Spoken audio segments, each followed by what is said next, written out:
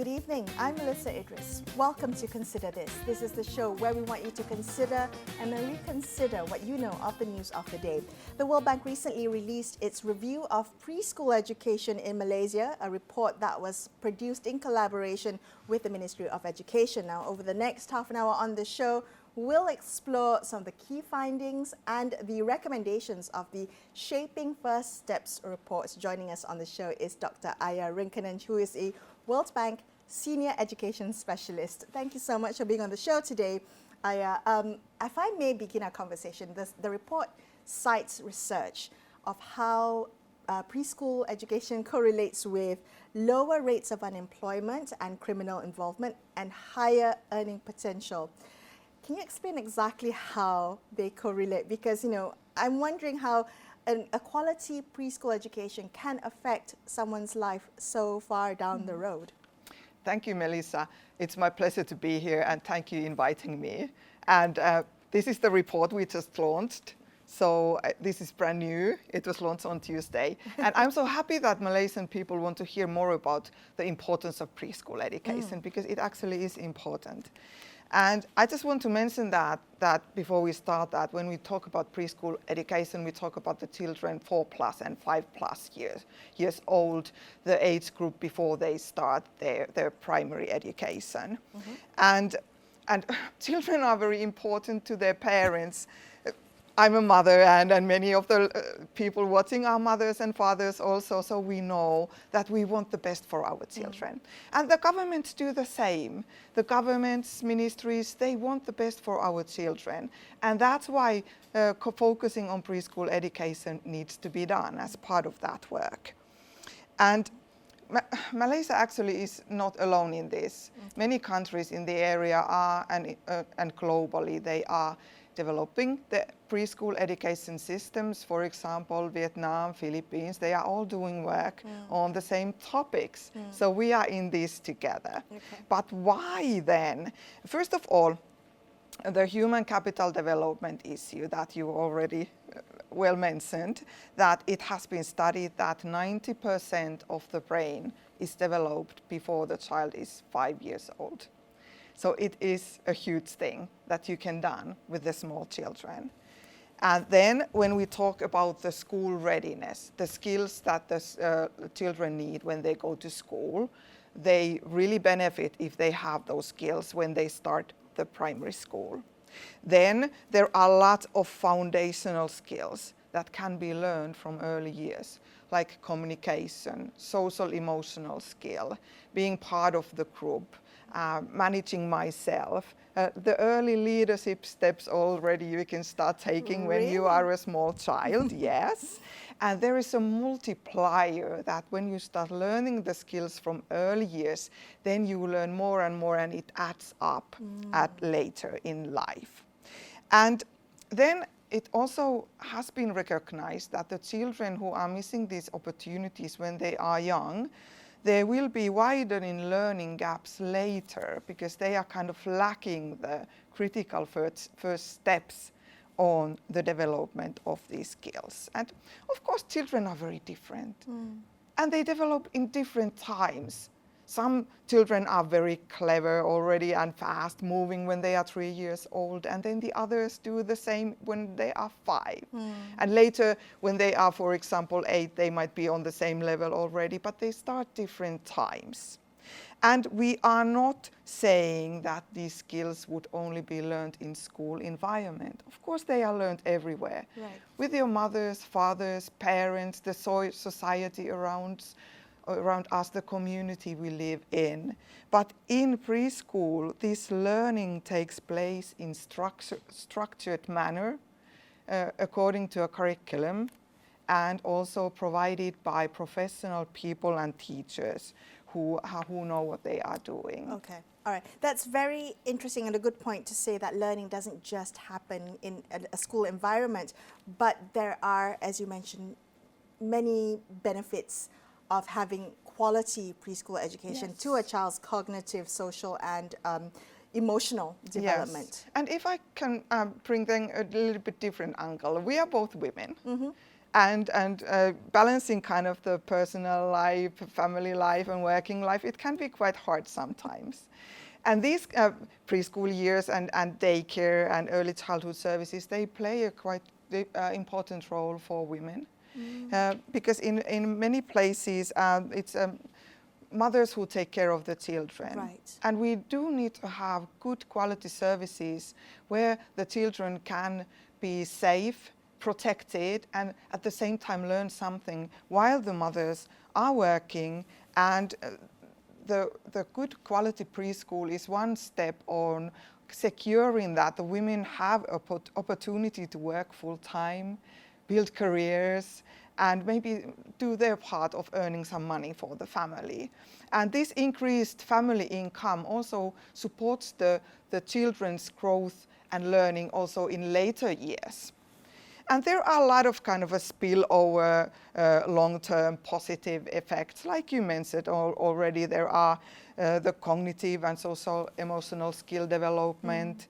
They are more likely to graduate from high schools. They are more likely to earn better salaries. Amazing to think Yes. that, you know, And preschool education can lead to better wage outcomes. Because many people don't think about it. They think that if you are 4 years old and then the working life is somewhere after 20 years, how can there be a connection? But there is actually, and it's all about the skills. So of course, these preschool education do have then the national level effects, like having more skilled workforce or having higher labor force productivity. So there's a benefit to the family, the community, even the country. Yes. What did you find when you surveyed the Malaysian preschool landscape? What did the report find that you would like to highlight, particularly in terms of Malaysia? You know, how have we fared in achieving our preschool education goals? Yes, well, actually Malaysia has been doing a very good job on this, and Malaysia has achieved a lot of success in the late years on this. For example, the preschool enrollment rates have been rising. In 2009, the enrollment rate was 67%. Okay. And now in 2020, it was already 84%. Oh, that's a good rise. It is good rise. Do you know what caused the rise? Yes, actually the government added preschool classes and preschool seats in different places. There were more private preschool established. Then government spent money. They both gave money for parents, so they were able to send their children to preschools and kind of pay the expenses that there are when children go to school. Okay. And also government gave money to the private preschool providers who were able to have new preschools in the area. Okay, so increase the supply. Increase the supply. Okay. And also the budget and the expenditure on preschool education rised. It tripled the government expenditure for 2010 to 2021. But then the pandemic happened and the schools were closed. And of course the good kind of development that was going on at the time, then it kind of was a different world, because the schools were closed, nobody was able to go to school, and many of the parents after the pandemic are still a little bit hesitant to sending their children to schools. So there, like many other countries, Malaysia also has still way to go. Okay, so the pandemic caused a subsequent decline in preschool education, preschool enrollment. What can you tell me about the other factors that may hinder Malaysia's goals to achieve universal enrollment in preschool education? Is there enough awareness in terms of parents sending children, or the need for parents to send children to preschool? Are there enough seats in the classrooms? Are there enough classrooms for children or parents who want to send their children? Are all of those things, did you find that in the report? Yes, we looked at those things on the report. And of course, there are a lot of things that we are going through on the report, but maybe I just pick out a few, yeah, that might be that we could highlighting here. So first of all, there needs to be increase in public expenditure in preschool education. OECD has been suggesting that the countries would use at least 1% of the GDP on preschool education, and in Malaysia the number now is 0.15. 0.15, really? yes. So there is still a gap there. And then UNESCO has recommended that the allocation to preschool would be at least 10% of the public education expenditure, and now in Malaysia it is 3.2.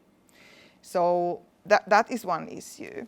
But then you mentioned already, and I did as well, the adding seats for public preschools. There are private preschools, yes, but public preschools are free of charge for children, so it's a little bit different than the private preschool scenario. But this government has been adding places, but it's not fast enough. Okay. Because there are so much demand, and the speed that you can have, it's not enough to fill the gap. So especially the preschool places are needed close to the families, because of course families don't want the preschools to be far away from their homes, because we are talking about small children. And then also parents would like the preschools to be close to their workplaces, so they wouldn't need to go to one place to take the children to preschool and they go to a different direction to go to work and do this driving around. And then issue of coordination came up. Coordination between different agencies and ministries. Okay. And now the preschool education is responsibility of the Ministry of Education.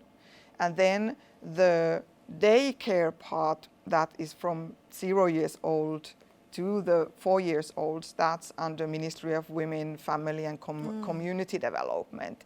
So having the services for small children under two ministries, there is one kind of level of coordination needs. Okay, that's needed. Okay. Yes. So what happens when the oversight, the ministerial oversight for early childhood education from 0 to 4 and then 4 to 6 are separated? What happens when there isn't no coordination? Well, maybe it's more kind of complicated for daycare and preschool education providers to kind of follow up, because these two ministries have different legislations, they have different curriculums, they have different regulations, how the environment need to be, and they have different requirements for the staff.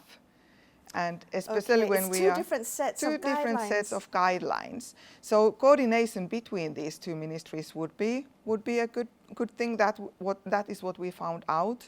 And then of course when under the preschool sector we have a lot of providers. We have Ministry of Education preschool, we have the KEMAS preschools, we have the private preschools. So it's kind of coordinating between these. So, and the private providers also need to have a registration and licensing of their services, and they sometimes are not aware how this is done, and if it's a little bit too complicated for them or not. Or So the licensing, I mean, because it can become quite complex and confusing because of two separate ministry oversights, that could have the potential of leading to unlicensed and unregulated daycare centers or preschool. Yes. Okay. Yes. Can I ask you, Aija, very quickly, in other countries, what is it like? Who looks after early childhood education, preschool and earlier?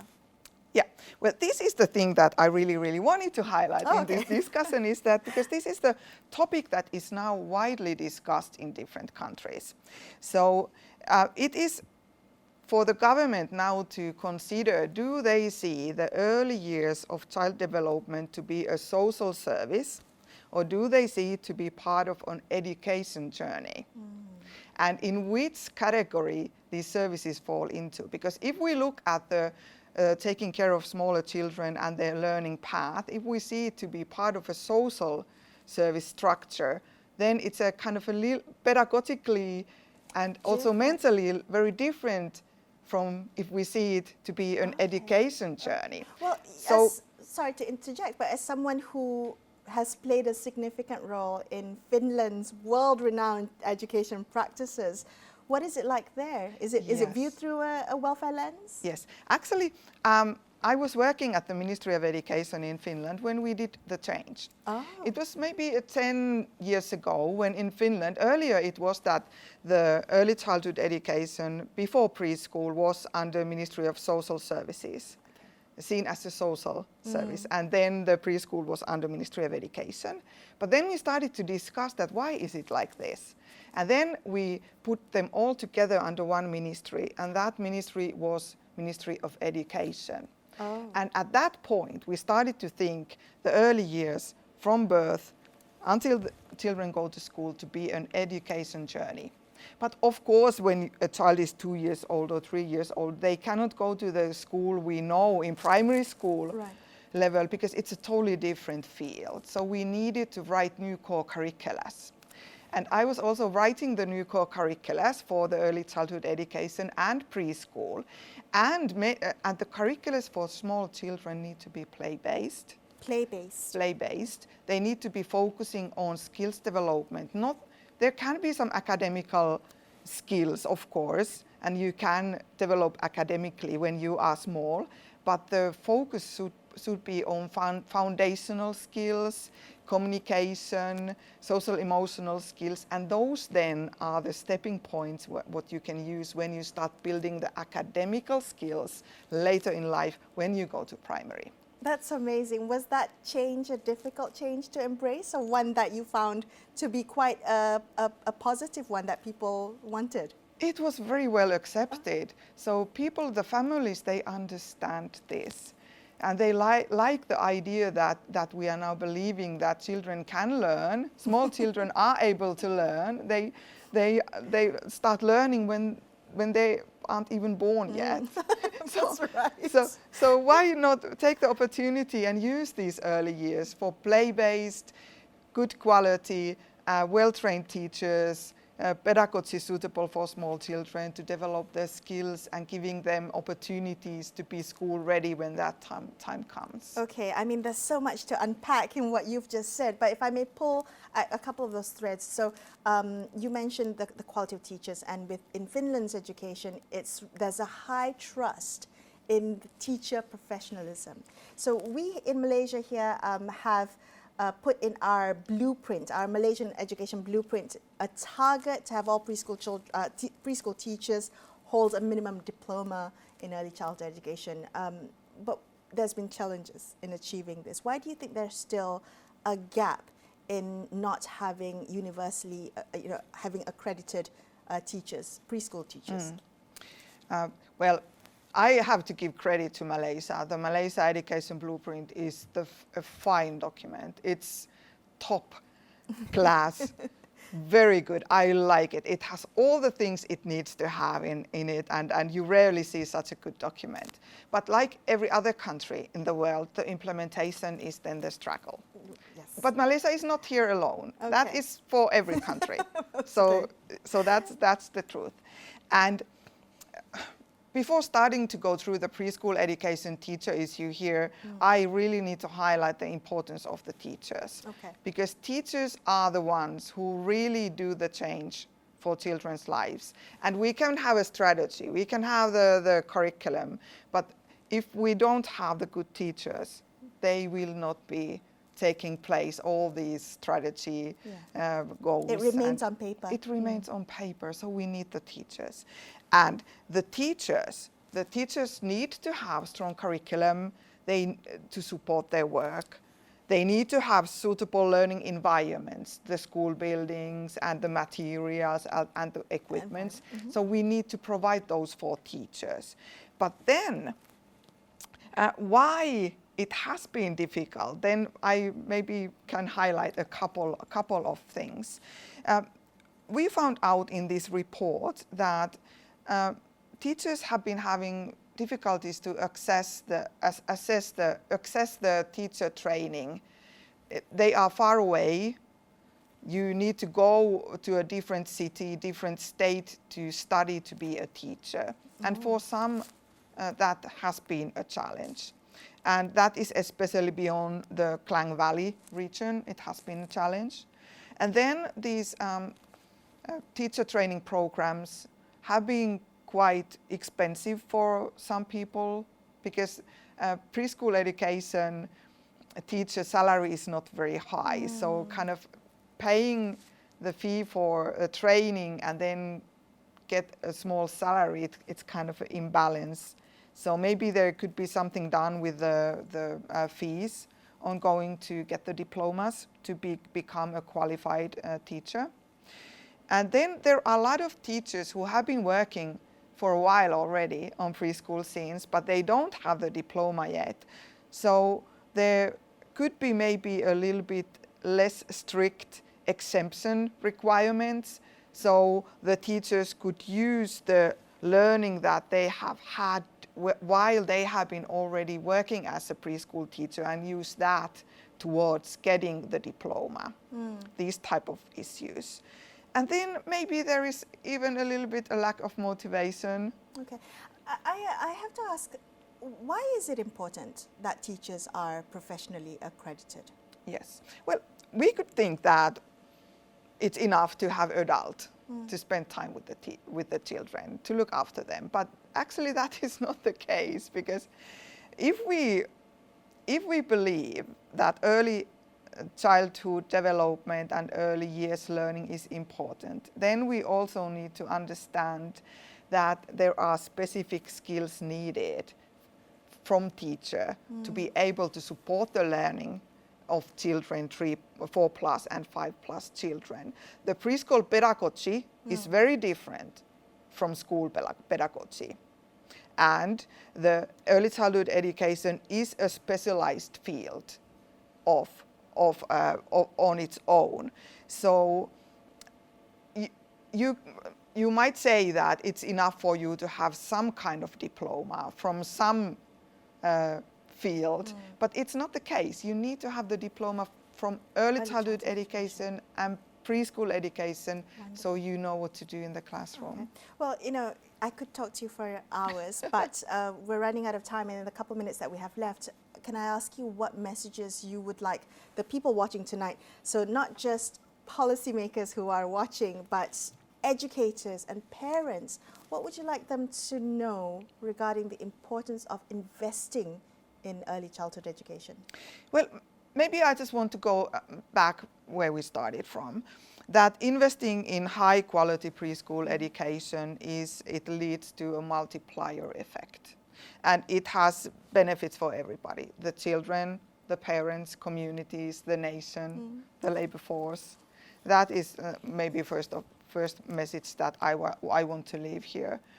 And we are talking a lot about what happens after the COVID, the pandemic, and the school closes. And we truly can see that there has been drop in enrollment rates, there has been increased learning losses, and there has been widening in equality gaps between students. So preschool education could help to fix these problems.